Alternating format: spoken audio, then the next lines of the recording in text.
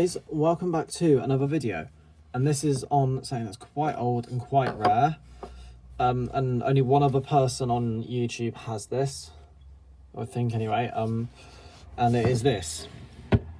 This is an Optima G3 by ADE. This was made before Honeywell took over ADE and run it to the ground because they've ruined it now.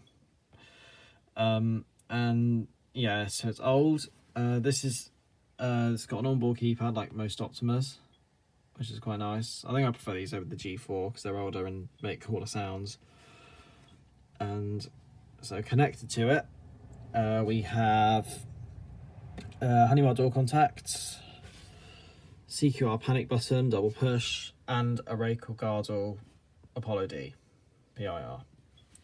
So contacts on zone 1, PIR is on zone 7, and contacts on the attack zone or PA zone. So without further ado, let's just do a test. So we'll set the system but omit zone 7. Because yeah, that's the interrupted tone. So if I do that, and then this is what the zone 1 interrupted tone sounds like, or the exit zone, although you can change it. You can change the exit zone.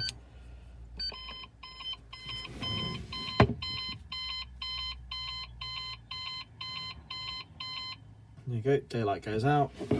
And if you just do the door contact there.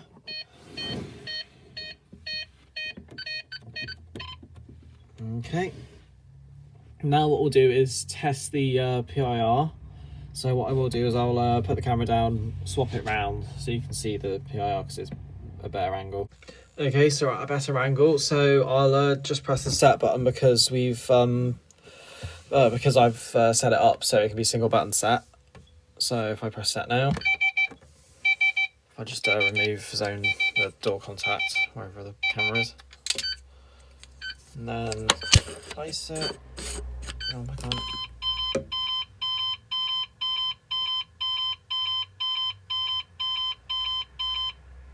I like the noises it makes. So then as soon as I move my hand in the view of the motion, there we go.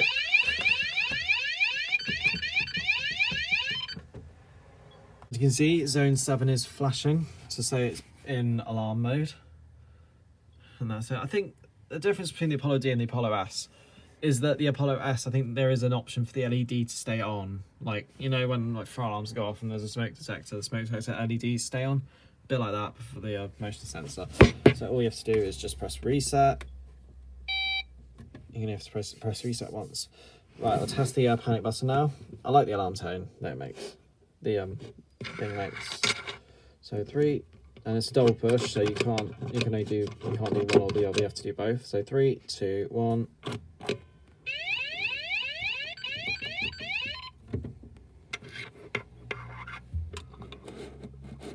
Let's just put the key in, turn it up, hit reset on the keypad. There we go. Right, I'll go into like the test menu. So you go P9999. Right, then so 1 is test and 6 is the walk test. So as you can see, that goes off, and then if I do this one.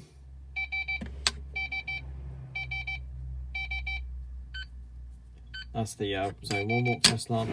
But then the cool sound, and a little bit irritating, if you test the panic button, that's what it does. And the attack light button lights up.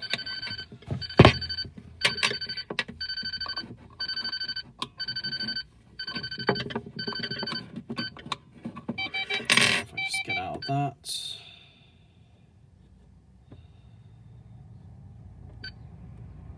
Oops, I've gone too far out of the menu. 1, 2 is, I think 0 is cancel. So 1 is sound bell, but we haven't got a bell. 2 strobe.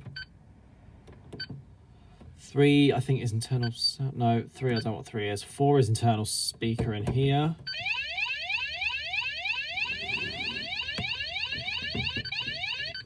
5 is the loudest speaker, but we haven't got a loudspeaker in here. And then 6 walk test, 7, 8 and 9 don't do anything. It's a bit different because I know that walk test is a separate menu on the engineer's menu on the G4 stuff. That's it. What else could I do? I'll show you inside the panel, but I'm going to show you something interesting. So that was the master engineer's code. If you want to do the user engineer's code and get into the panel, something interesting happens. Let me just sort this iPad stand out a minute. Hang on.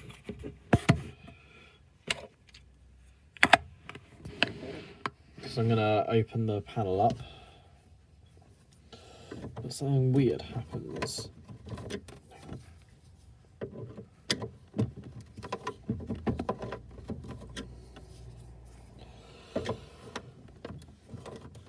There we go.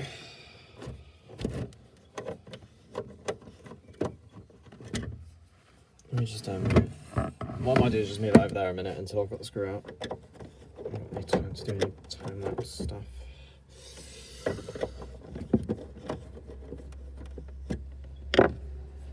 Can it open yet? Oh, nearly. Yeah, you can hear the Apollo D just blinking away. Right, is that enough to... No. It's funny, it's a small screw, but you have to unscrew it quite a bit. I don't get how that works.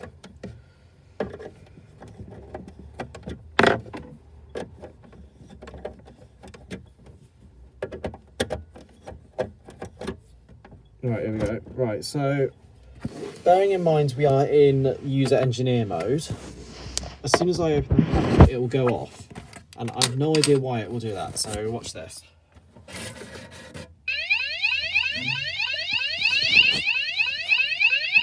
It's weird why it does that. So I'm just going to quickly put the thing into normal engineer mode by doing that.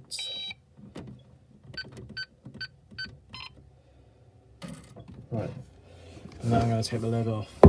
Right, so in a minute, you can see there's a G4 Center Plus keypad in there, and that is because the speaker in here in the panel, which is sort of round there, it's a bit weird. It's a bit glitchy and it doesn't sound right. So what I've done is I've just wired the power and the speaker sound output to the keypad, and it seems to work fine. The only lights are on it are the back lights for the power. There's no like LEDs because the G4, I've thought that the G4 keypads were backwards compatible, but when I wired it to this, it just set the panel off into a frenzy. Really, it just did not like it. Wouldn't let me do anything. Wouldn't let me reset it. But anyway, so there we go. That's the old keypad terminals. Yeah, you can get a keypad for this. It's the G3 keypad, which is also the same as the Ascent 8 and the Ascent 6 keypad, I believe. So then we've got the Zone 1. Zones 1 to 8. Yeah, I'm using shielded cable, by the way, for the motion sensor because I couldn't find any other 6-core cable. Tamper spring there.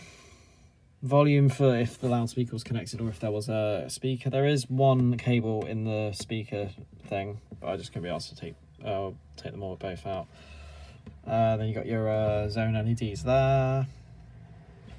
This is the for the communicator stuff. The mini version of it doesn't have the communication things.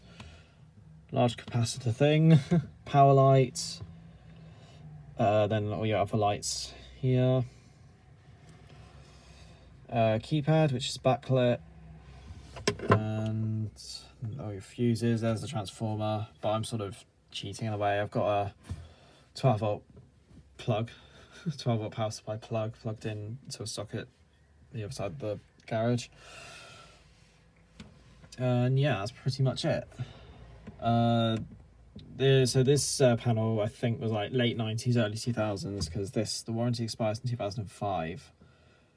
I don't know if that's 2003, that means there. 2469 I don't know. But yeah, nevertheless, it is quite an old panel. They don't make them anymore. And I don't think they're making the G4s anymore, actually, thinking about it. I think they've discontinued the G4s, and I don't know about the Galaxy range, but I've definitely heard that the G4s are going out. Oh, actually, hang on. The whatever this is, the processor, I want to say, that says 02, so this might have been made in 2002. 30th of the 4th, 2002, by the looks of things. So that's quite cool. So I've got a panel that's older than me. Oh my god. Never thought that would be happening. Well, yeah, anyway. So that's pretty much it. I'm going to put the lid back on wherever I've put it.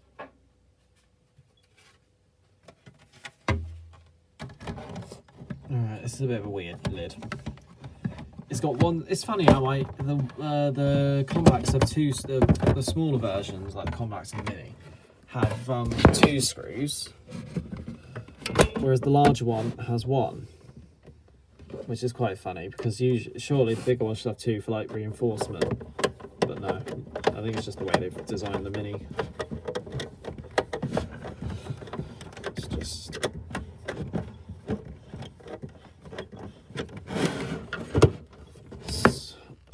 On. Yeah, you can hear the. I don't know how well you can hear it, but the I think one of the main reasons people didn't really like the Apollo D motion, brake guard or Apollo D motion sensors is because of the ticking noise it made.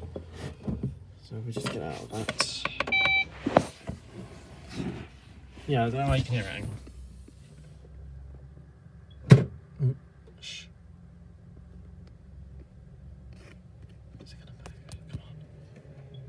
There we go. Yeah, it makes like a little tick noise.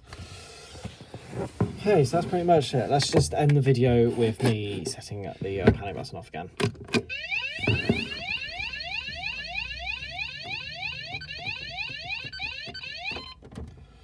Okay, so that's pretty much it, guys. Thanks for watching. Please comment, like, and subscribe.